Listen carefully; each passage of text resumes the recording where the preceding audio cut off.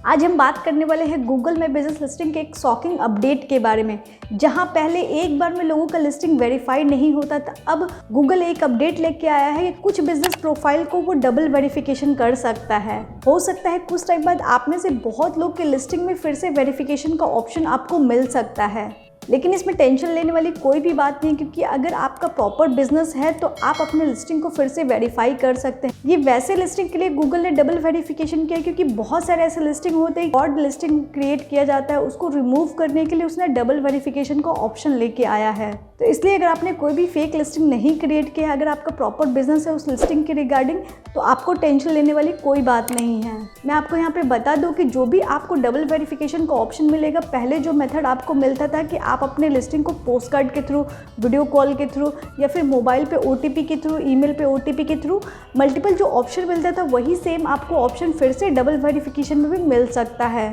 क्योंकि ये फिक्स नहीं होता कि गूगल कौन से लिस्टिंग के लिए कौन सा मेथड यूज़ करेगा वेरिफिकेशन करने के लिए। मैं आपको यहाँ पे बता दूँ कि गूगल ने कहीं भी क्लियरली मेंशन नहीं किया है कि किस लिस्टिंग के साथ या किस बिजनेस कैटेगरी के साथ वो डबल वेरिफिकेशन कर सकता है। गूगल ने बस ये मेंशन किया कि बिजनेस कैटेगरी के बेस पे या फिर गूगल पे जो भी इंफॉर्मेशन अवेलेबल है उस बेस पे हो सकता है कि आपके लिस्टिंग को डबल वेरिफिकेशन का ऑप्शन मिल सकता है।